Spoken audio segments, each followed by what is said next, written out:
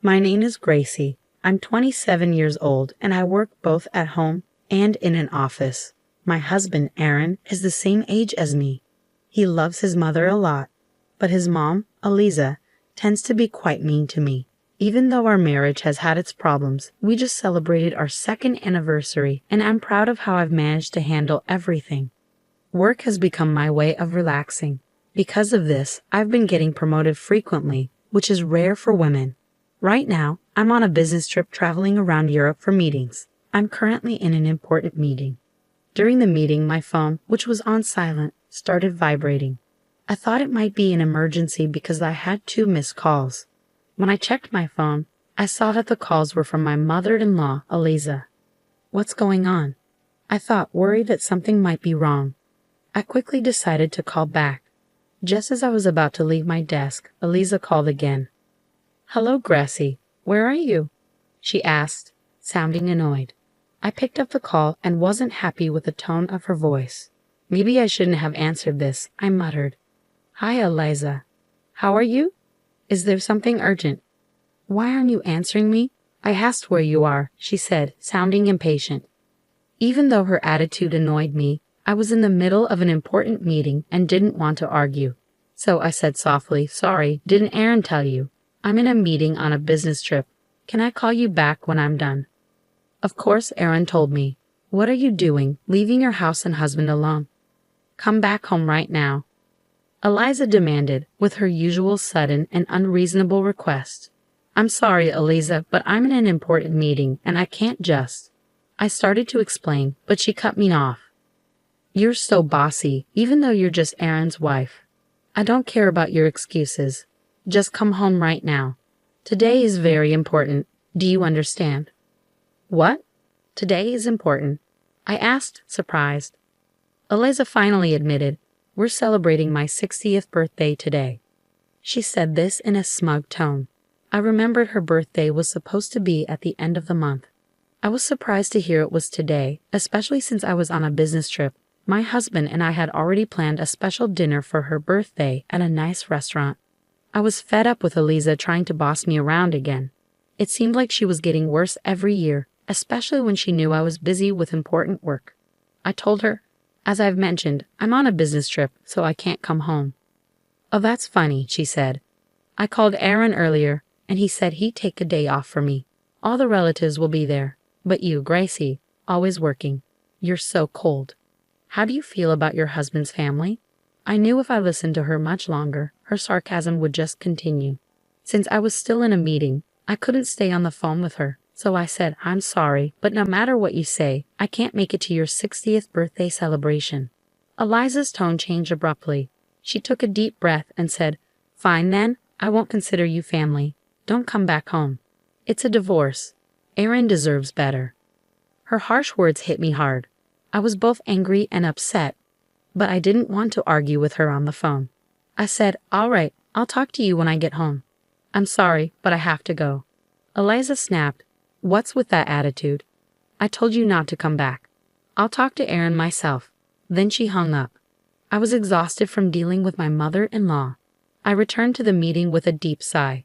After 2 days of meetings, I finally made it home.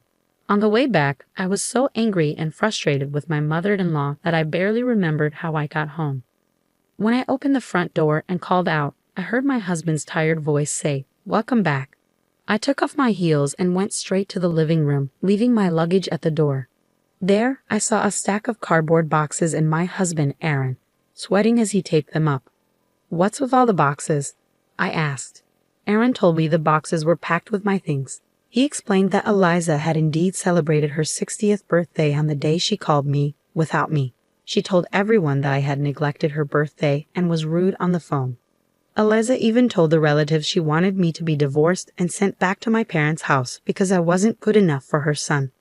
This sounded exactly like something my mother-in-law would do, so I asked Aaron, "And then what happened? Did your mother tell you to get a divorce and you agreed to it?" "No, I didn't exactly agree," Aaron said. "But she told me to pack up your stuff and I didn't have much choice." "What could I do?" He stopped taping up the boxes and spoke in a tired voice. "What do you mean? You didn't argue with your mother? Does that mean you're okay with the idea of getting a divorce?" Aaron explained that his father, Alex, had also told him, if Eliza's upset, it'll be tough for you, so you better do what she says. So Aaron went along with the divorce. I couldn't believe he was accepting the divorce so easily. What is wrong with Aaron's family? His father is controlled by his mother, and Aaron blindly obeys her too. It felt like no one was on my side. When I was at a loss for words, Aaron said, "What my mother says is final. It's only until she calms down and things settle. This divorce isn't real. I'll come for you when things are better." He looked at me with pleading eyes. I wish he would show that kind of pleading to his own mother. How could a grown man like Aaron be so afraid of his mom? I thought, there's no saving this. I almost felt ashamed, questioning what I ever saw in him. But then I realized maybe this was an opportunity. Staying with Aaron would only mean more torment from Eliza, always pushing me toward a divorce. Maybe it was actually lucky to get a divorce from him without much hassle. I could support myself just fine. Even if I lived alone, I wouldn't lack for anything. Suddenly, everything seemed clearer. I looked at Aaron and said, "Fine, let's get a divorce." Right after that, I called Eliza. After 3 tries, she finally picked up. "Hello," Eliza answered. I said quietly, "As you wish, we're getting a divorce." Eliza, sounding triumphant, replied in a bouncy tone, "Yes, please, leave. Finally you realize you're not good enough for Aaron." I'm so relieved. "Don't worry, I'll find him a new wife who's obedient, pretty, and nice to her in-laws." She continued, "I'm sure Aaron will be popular. I'll take care of him until he finds his next wife. So don't worry about that." After she finished with her sarcasm, I told Eliza, "Well, don't misunderstand me, Mother." Eliza, still in a good mood, responded, "Oh, you're just a sore loser. Don't worry about me.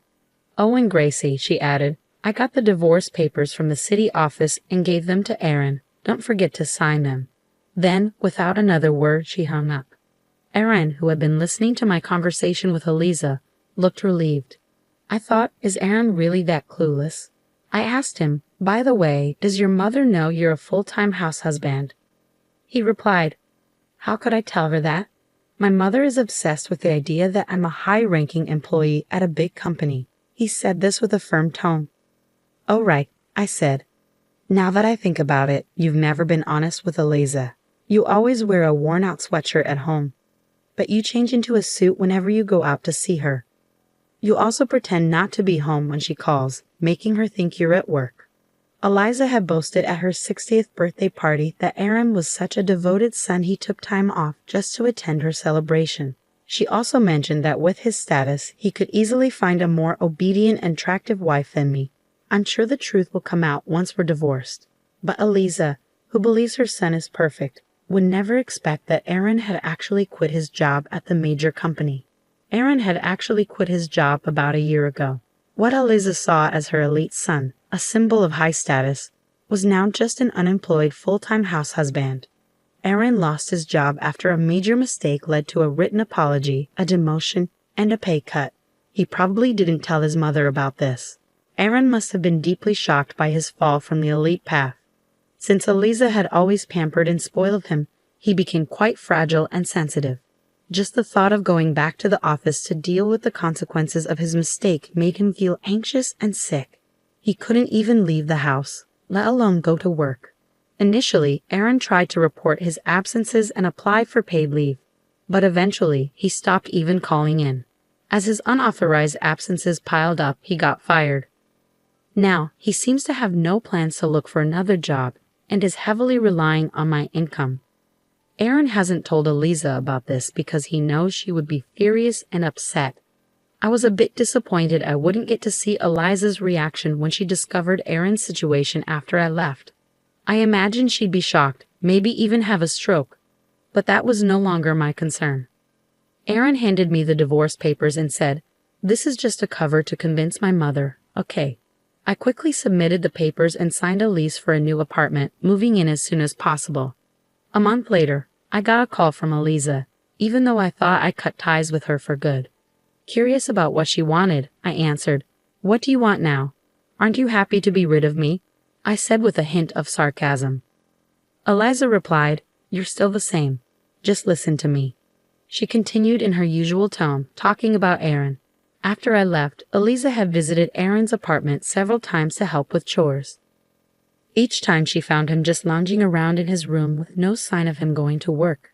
Since he didn't seem sick, she asked me if I had any idea what was going on. I held back a laugh and replied casually, I see. Well, Aaron's like that because he has no intention of working again. Eliza seemed to have forgotten she was the one who'd kicked me out and asked, Gracie, can you do something about it? Why should I? You didn't want me in your family and wanted nothing to do with me, I said. It was so typical of her to ask for something only when it suited her after mistreating me for so long. She then said, I was wondering if you said something to Aaron before you left. I couldn't believe how she was trying to make me the bad guy. Doesn't she see the problem is with her son, not me? I'm the one who was hurt here, you know. Oh really? Eliza said. You only married Aaron for a luxurious life, right? So why would a divorce be so painful for you?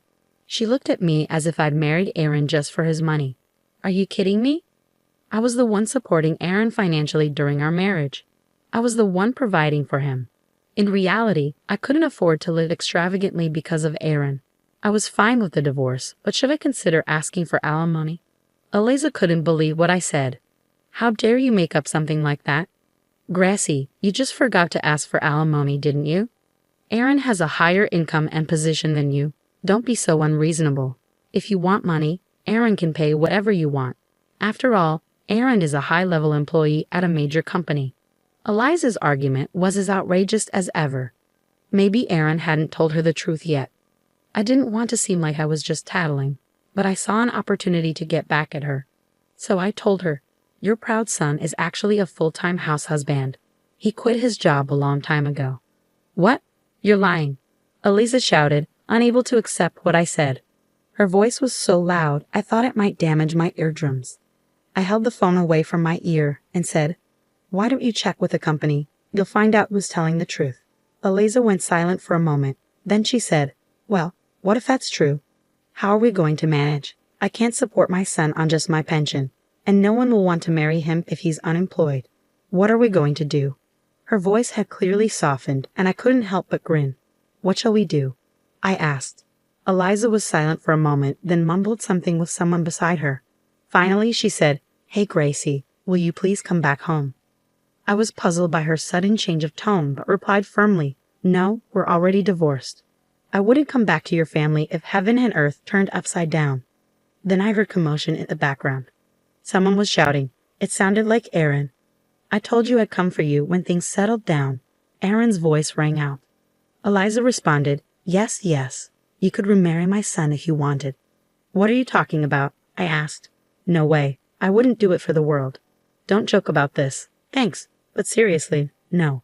I made it clear to Eliza that I wasn't interested in getting involved with her son or dealing with any more toxic relationships. I wanted nothing to do with someone who adored his mother too much. I did what you asked me to do, so please stop changing your mind, I said. Eliza replied, But there's a bit of verbal sparring here. It's not like you should take my words so seriously. You've been talking back to me with a nonchalant attitude, haven't you? I didn't think you'd actually go through with divorcing my son. It seemed she hadn't expected me to reject her offer so firmly. In response to Eliza's bitter excuses, I said, Well, I was just putting up with it. Besides, Aaron packed up my things and kicked me out without consulting me. I let out my frustration, listing everything she had done to me. You see, that was just a prank, she said. A prank? It's worse than that, I said, feeling completely fed up. There was nothing more to say. I glanced at my watch. It was nearly 1 o'clock. My lunch break had been wasted on this pointless conversation. Eliza, are you done now? I asked. What, Gracie? What did you say? She replied, her voice still annoyingly sweet. Did Eliza really think a sweet voice would get her a good answer? Knowing I wouldn't meet her expectations, I said, I'm going to hang up now. I have another meeting in a few minutes and need to review some documents. As I started to disconnect the call, Eliza kept insisting, Wait, Gracie. Hey, Gracie, say something. I could hear her shouting, and she also scolded Aaron, saying, You didn't handle this right, and look what happened. It was clear that Eliza blames everyone else for her problems. I was so fed up with her that I ended the call and blocked her number. Afterward, Aaron tried to contact me constantly, Seizing the opportunity, I asked my lawyer to pursue alimony. Aaron's family, probably nervous about legal action, quickly paid the alimony in a lump sum. It seemed my ex-parents-in-law advanced the money. Because of this, Alex and Eliza were constantly irritated with Aaron, telling him daily to find a job and work, which Aaron was fed up with. The former Elites had fallen far from their previous status. Aaron ended up moving back to his parents' house because he couldn't afford his apartment rent. He blamed his parents for his divorce and was now draining their pension and retirement savings. Like mother, like son, they blamed each other for their problems and refused to reflect on their own actions. They were even planning to apply for welfare soon. I hope the government will help them realize that they can't continue their selfish ways. As for me, the proposal I made during my business trip was accepted, leading to a major contract being signed. I was promoted again, received a higher salary, and now enjoy a rich bachelorette life, free from in-laws' torment and financial dependency on a family member.